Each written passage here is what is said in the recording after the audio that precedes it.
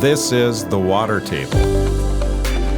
A chance to hear the agricultural side of these issues. A place for people to go find information and education. Water management is just going to become even more critical into the future. How misunderstood what we do is. I would encourage people to open their minds and listen to this dialogue.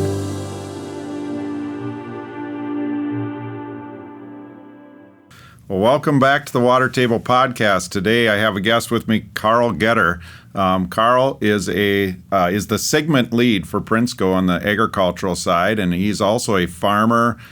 He's been in the industry for many years, has a good grasp of what happens with agricultural water management.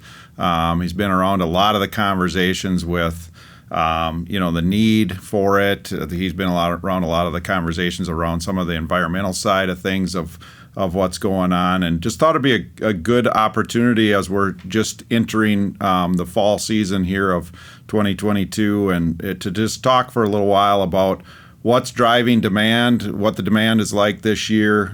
We can get into a lot of different things here today, but welcome to the podcast, Karl. Thanks for having me.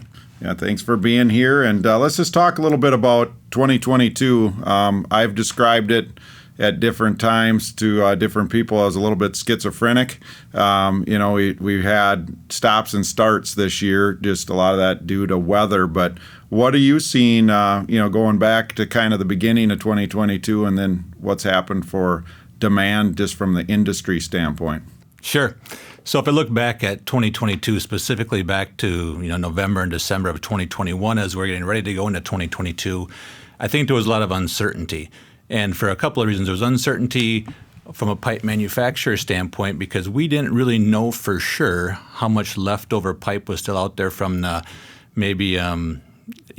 different buying habits in 2021. There was a lot of pipe sitting behind guys' machine sheds. There was a lot of pipe sitting all over the place where guys were just taking pipe in 2021 just so they could have it.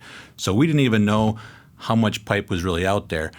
From a farmer's perspective, the uncertainty was based largely in the Northwest Corn Belt around weather, right? Weather was probably the main one. We had certain areas of drought in 2021, southwest Minnesota, northwest Iowa, parts of South Dakota. There was also some uncertainty with pricing, right? As whether it was lumber, steel, all the commodities had gone up in 2021 at probably unprecedented levels, and for most of those commodities, plastic probably not quite as much, but there was still some escalation there. So both farmers and/or contractors were just nervous about getting on the wrong side of that slope. Yep. Once we rolled through spring, we had a late spring from a farmer standpoint. They just didn't get in the field, but also a late spring from the contractor standpoint. The frost didn't go out in parts of Minnesota and North Dakota until May, right? So they could not get in the field. Springs are always tough. You never know what you're going to get, but this year, spring was unusually tough or unusually late. So uncertainty coupled with a late spring really made for some uneasiness early in the year. But things have definitely picked up. We rolled through spring. Most places got planted. We've got a little bit of prevent plant in North Dakota, northern Minnesota. But for the most part, things got planted. It's been warm. Things have been catching up. So once we got past that spring season, confidence grew, and people started entering in more of a normal or a traditional buying pattern. It's been a very, very strong summer so far and looking for a very strong fall. Yeah. And, I tend to go off script a little bit on these things, but you said a few things that just gave me a few questions that I have that you're probably the right guy to answer them, being in the industry and also a farmer. But when you get a late spring like we had this year, we always think it's going to be late. The fall's going to be late, and it's going to, a lot of times they think, well, it's going to be really late because we're getting planted in some cases 6 weeks after we should be here. But this year in particular, it feels like when you get planted in late May, if you get really good weather right after that plant date, that the crop can catch up pretty fast. Now, are we going to be later than a traditional year this year? Maybe, but not by a lot. And do you see that, or do you agree with that comment that it has a lot to do with still even if you get planted 2, 3, 4 weeks late, once you're planted, what happens after that from a growing standpoint? Right. So the day you plant obviously makes a difference, right? I mean, but ultimately you need growing degree units. So we've caught up to where we're actually ahead of the 5-year average right now for heat growing degree units, at least in southwest Minnesota. I don't necessarily pay that close of attention once you get out of the northwest Corn Belt down into Illinois, in the I-states down there. But so we have caught up. Now, we still may be late, but really September can do a lot for you or against you. If we stay warm through September, you're going to see the corn come along very quickly. You'll see the beans come along quickly. So if it stays warm and drier, things are going to come along very quick. On the opposite side, if we start seeing cooler weather, a lot of rain in September, late August and September, the beans will hold on. They'll continue to grow to some degree until we get well into September, and the corn's just really not going to mature quite as quickly. And then obviously at the end, at least for the Northwest Corn Belt, you have a frost date. So the frost date's what's really going to dictate where we end for the year. Yeah. It's just, it's so often that we get planted, guys are excited in the spring, they get planted in April, and they're like, man, this is going to be good. I'm planted in April. But then it's cold, and the ground temperature isn't warm enough really to do anything anyway, so that seed sits there for a while. So, I think we get too concerned about that, at least I do, where it seems late. And it seems like things are fairly similar every year where, we get it planted, it comes out about the same. And we haven't had that year yet where, in my career where we've had a frost in, Labor Day weekend, which could easily happen in a place like Minnesota, but hasn't happened in my career. So anyway, wanted to ask that question. But when we talk about demand and what you're seeing, you're traveling really all over the Midwest, all the I-states and into North Dakota, the Dakotas, everything in between. Is it similar across what you're thinking for the fall? Just as we're this podcast, like I said, will be released around September 1st, and how are people feeling about it? Is it different from different areas? We've had spotty weather too. Weather's obviously a big part of it. You can't ignore that. And we do still have small areas of drought. If you look at the drought monitor, there's still some pretty tough areas, but for the most part, they're pretty small. And even the areas that are showing some drought but not severe drought, a lot of those areas have picked up enough rain so that their crops still look pretty strong. They maybe don't have a bend buster coming, but they've got pretty decent crop coming.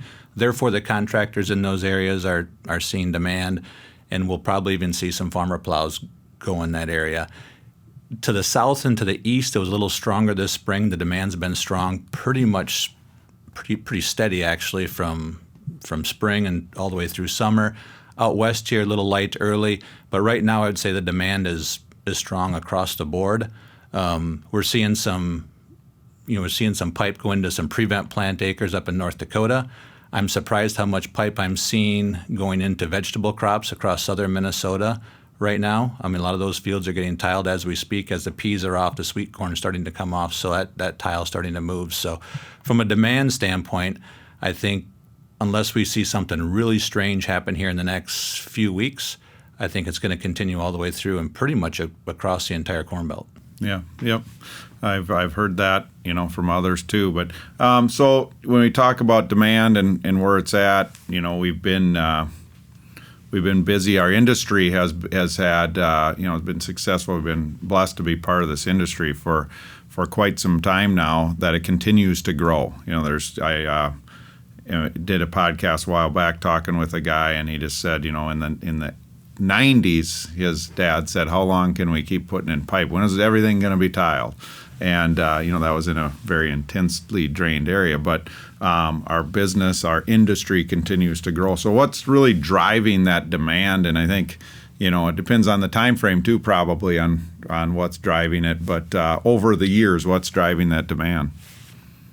Well, we've both been in the industry a long time, and it definitely has changed. I mean, my dad, when he tiled in the 80s, right, he was tiling to make the farm farmable, right? He wanted to get the potholes drained, be able to actually drive across a thing.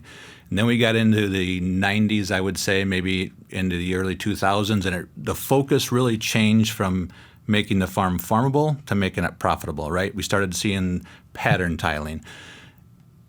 And that still is happening in many areas. But I think recently a lot of the push has been more on efficiencies. as farms continue to get larger, farmers are farming in a circle that may be 30 miles, it may be 100 miles. And also, no farmer wants to pull into a 40-acre field anymore. So to make the farm uniform, right, to have efficiencies and from an equipment standpoint, being able to plant, being able to go from one field to the next without picking everything up and going 30 miles across the county is definitely something that's driving some of it. Another thing I would say that's driving it is that inputs are high right now, right? So you can easily stick $700, $800, $900 into an acre of corn.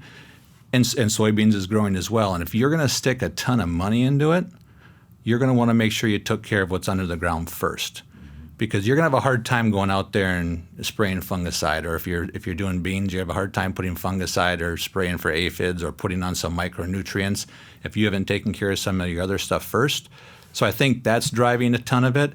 And then lastly, I would say just with land changing hands is probably another large one. As land changes hands, more often than not now, we're starting to see that ground gets tiled the second it changes hands. And I think that's for a couple of reasons. One is, obviously, once you've bought something, inherited, however you came and however you got it, it becomes a little bit painful to have to write another check. But if you can do it up front, you can roll that into your financing. I think it's just a little easier. Kind of like when you're buying a new vehicle and you just keep pushing the buttons what you want, just keep pushing buttons and adding features. I think it's kind of the same way to some degree. So it's just a little bit easier to do it then. And bankers are willing to give you more money for it, right? They're willing to lend the money for tiling. So they don't get any pushback there. Yeah, I think that piece is a double-edged sword from the standpoint of if you're going to pay the amount of money that it's costing now to buy an acre of farm ground, you have to do that you can only justify that by making sure it's going to return by having your water managed.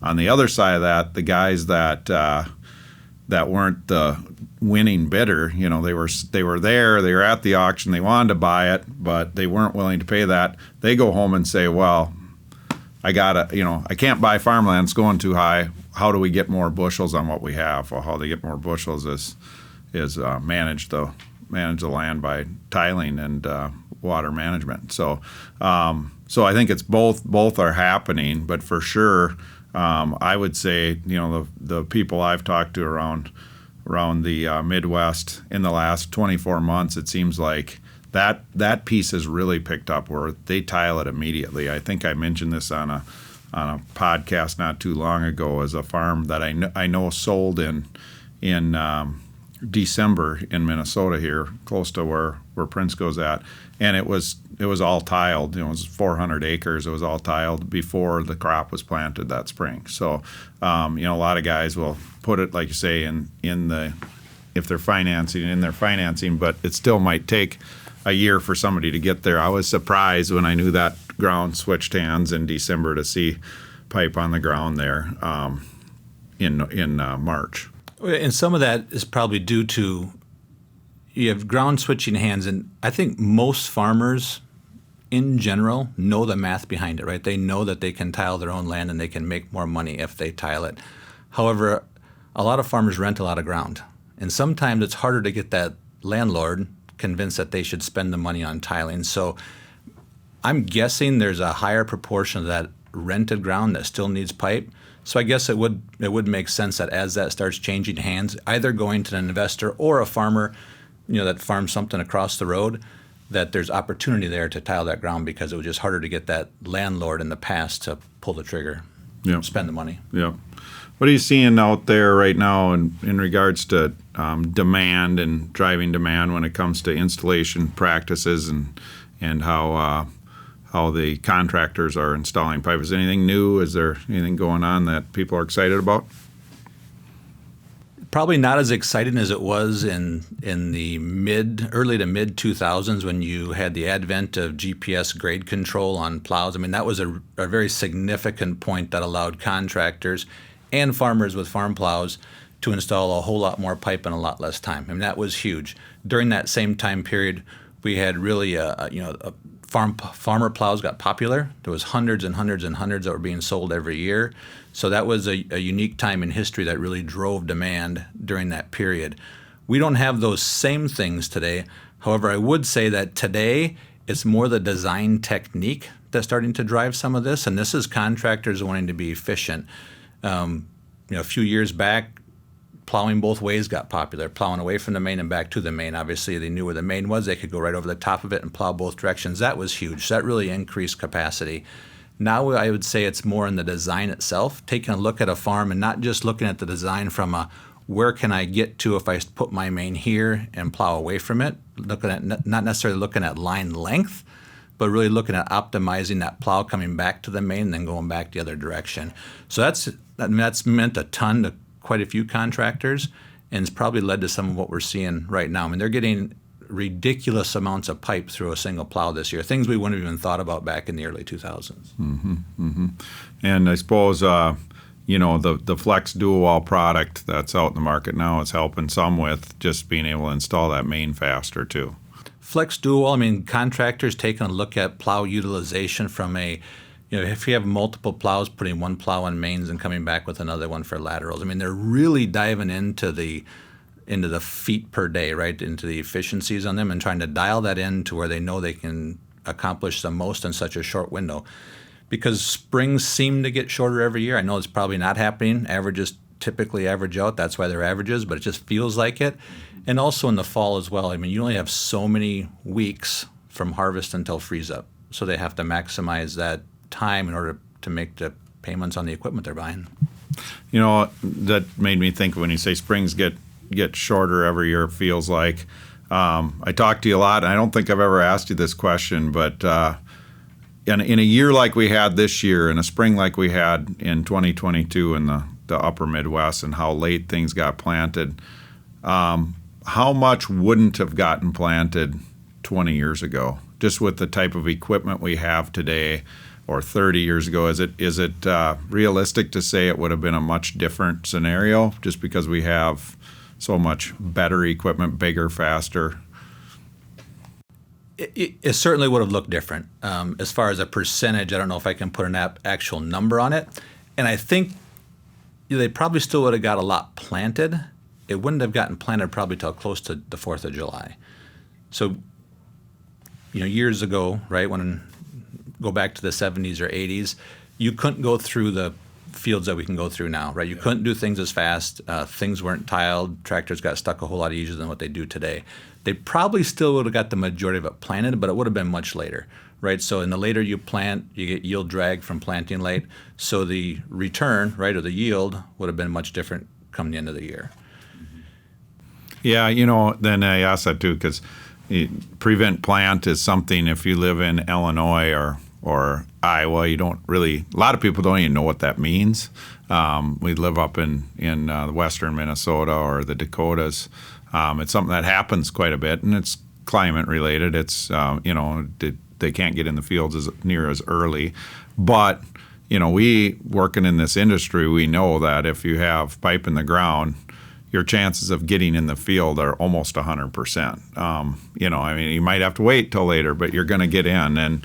And so that prevent plant thing has been good for our industry because we can get in the summer and do some work, but it also is something that, again, kind of a double-edged sword for me where when I look at it and say from the standpoint of what's right, we should be just managing all these fields, managing the water, because then we wouldn't have to worry. Government shouldn't have to pay this prevent plant payment very many years, if any, going forward. You will not only get it planted, but also, like I mentioned earlier, you're going to get the whole field planted versus just coming back to it 2 or 3 times. And again, as farmers get larger, have to cover more ground, it becomes more painful to come back to those fields 2 or 3 times.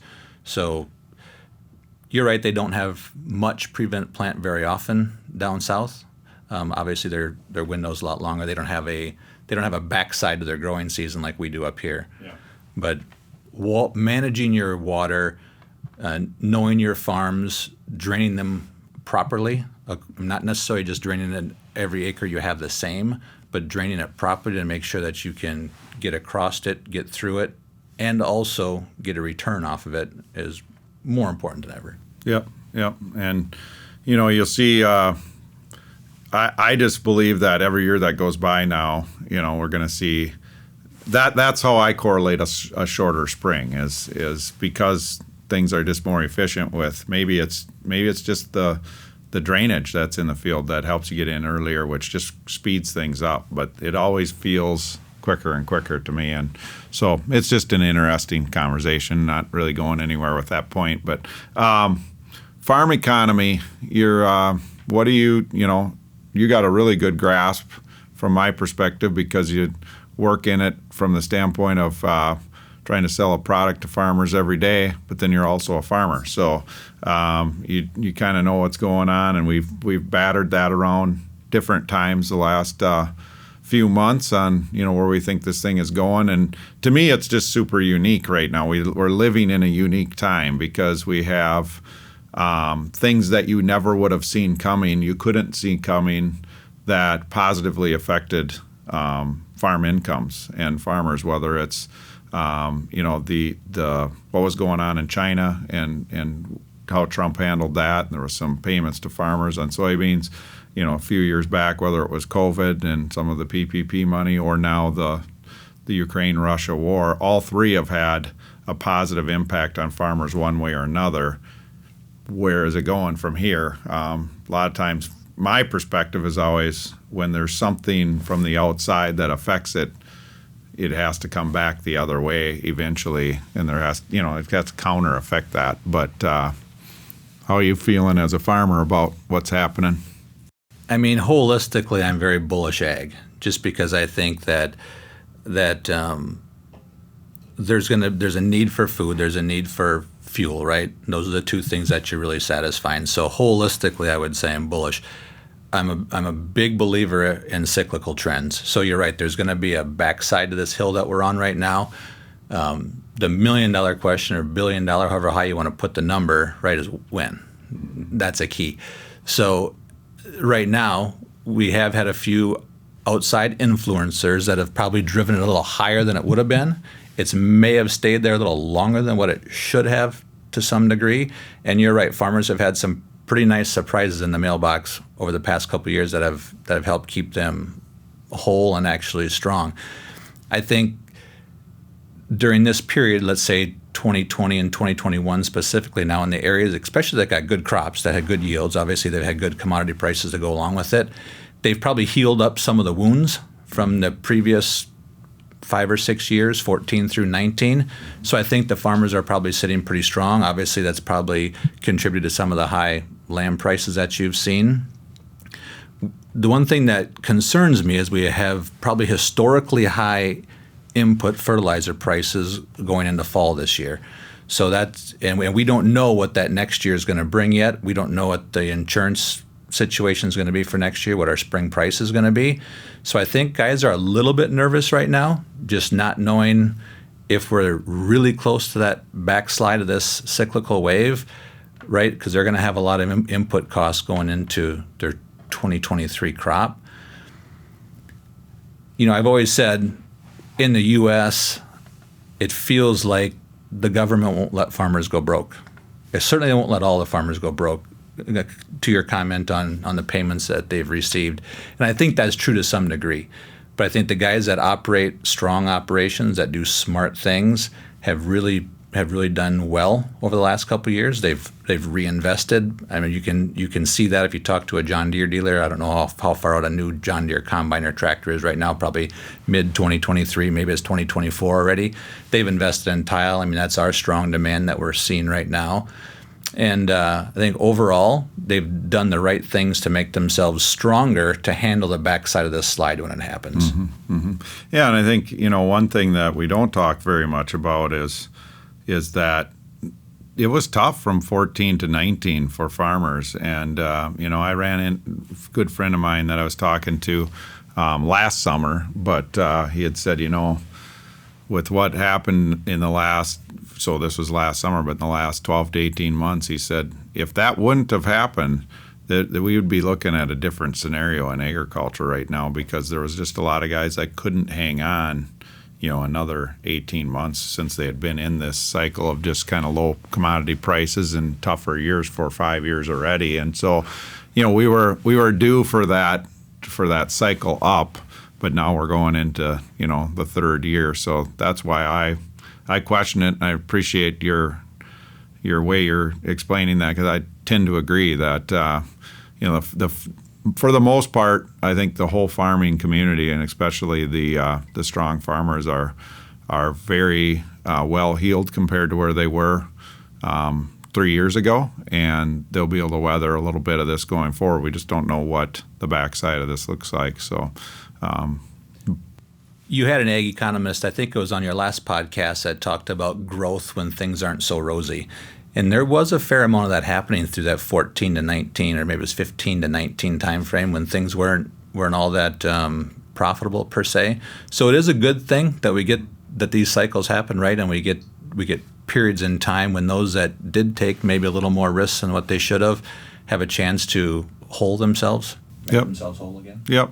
And that's why I think things like the land price it's probably going to be a while before we see lower land prices, because we did see it. If you go back to 2000, probably 2008 to 2012, land was up every year. And then maybe it was into 13, I don't remember. But then there was a slide from 12, 13 all the way to probably 19 that, I don't know, from my perspective, that was maybe a 20% slide from the top to where it slid to. But now, with what's happened and with farmers having some money, we're probably not as far away from the economy changing, but I personally feel like we're a ways away from seeing land prices go down again, unless this inflation thing, where the financing rates continue to go up to a point where it changes it. I don't know.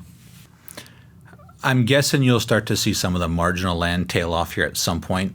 But if it's good ground, if it's got good drainage right up the water's been managed on it, it's going to stay strong for a while. I hate to put a number on that because I've been wrong before, but that's also going to feed into why I'm excited about pipe in our industry moving forward. Because as these land prices are high, I mean, they're not stupid, right? I mean, they see what some of this ground is bringing when it's well drained, and in these times when maybe they're not buying, they're still going to invest, right? They're still going to want to invest in their land. They're still going to want to put tile in where they can, do projects where they can, just to put themselves in a better position. So, I mean, we always have the weather thing to worry about. I mean, droughts obviously do curtail the tile demand, but drought aside, I'm very bullish on tile and installation of tile and tile demand for the foreseeable future. Yeah, well, great. Me too. So anything else you want to share with us on your debut on the Water Table podcast here? Well, my dad always told me I'm the luckiest guy alive, because the only thing I've done my entire career is sell drain tile and grain bins. He said both of those have returned. Even I could sell those, he tells me. So I've been pretty fortunate, and I appreciate the opportunity to be on the show, and just looking forward to what the next few years bring. How do you feel, something that you and I have talked about, been a while, but offline, and something we haven't done on the Water Table podcast, but how do you feel that the need, I guess, where is the need to do a podcast on with a banker, with an agricultural banker, to just talk about the returns and why they're willing to take some risk and loan farmers money on drain tile and managing water on a piece of property? We talked a little bit about it's part of the education has to happen at the landowner level, and not so much the grower, but at the landowner level. Mm-hmm. And if we could get if you can get someone from the financing group on to talk, and we can get the right people to listen, the story never changes, but getting the story to the right ears sometimes is probably the harder thing to do. A banker or anyone from the lending institution, right, it's a third party, so they don't have a vested interest necessarily in either getting someone to tile or talking them into buying tile. So I don't think it's a bad idea. The key, I think, is trying to get it to the right set of ears. Yep. Well, thanks for being on the podcast and for all you've done over the last close to 20 years and in and out of the industry. Been a real advocate for managing water on the farm and for rural America issues, and that's what we talk about here. So thank you for what you've done, and we'll see you again on the water table. Thanks, Jamie.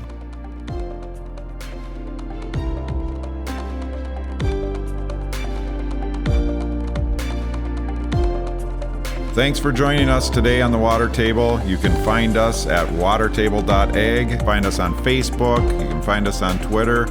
And you can also find the podcast on any of your favorite podcast platforms.